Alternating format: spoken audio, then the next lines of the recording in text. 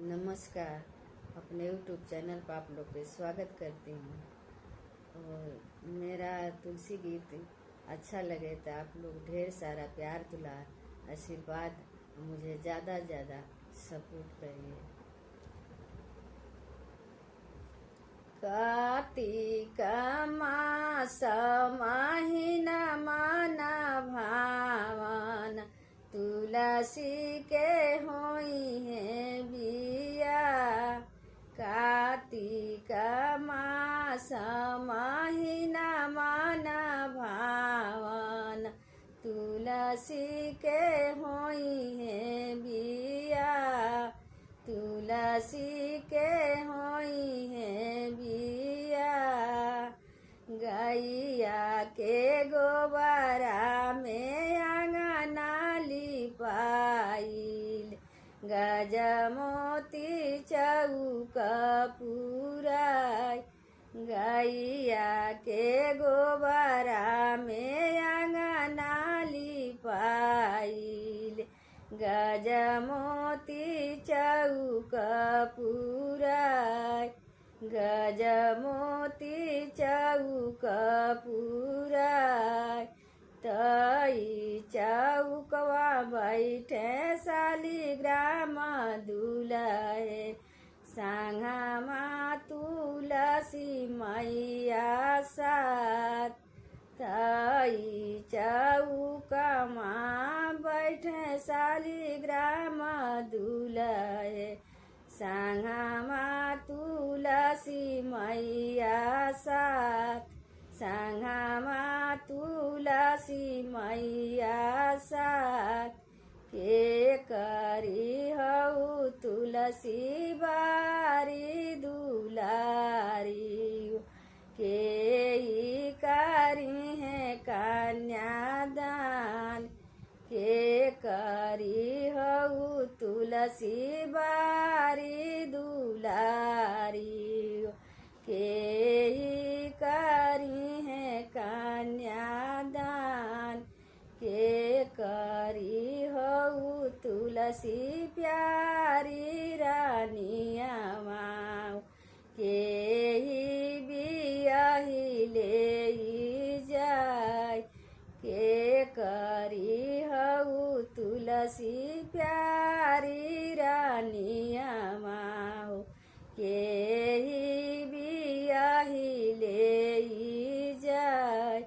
के ही बियाही ले जाय। अपने बापाइया के प्यारी दुलारी। बाबा दी है कन्यादान। अपने बापाइया के प्यारी दुलारी। बाबा दी है कन्यादान। कान्हा के हाई हम प्यारी रानिया माँ। कान्हा बियाही ले जाय। कान्हा के हाई हम प्यारी रानिया माँ। कान्हा बियाही ले जाय। कान्हा बियाही ले जाय। के ही दीहे तुलसिया न धाना सोना माँ।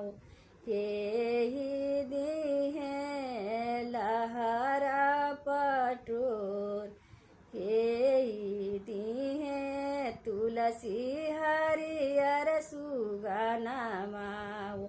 सुगना पढ़त चली जाय।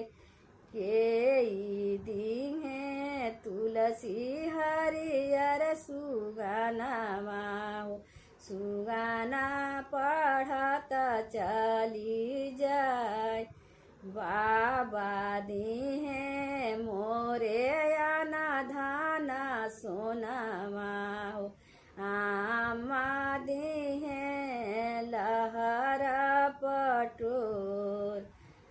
बाबा दिहे मोरे आना धाना सोनावा हो आमा दिहे मोरे लहर पटूर भैया दिहे मोरे हरियर सुगानावा हो सुगाना पढ़त चली जाय भैया दिहे मोरे हरियर सुगानावा हो सुगाना पढ़त चली जाय सुगाना पढ़त चली जाय। नमस्कार।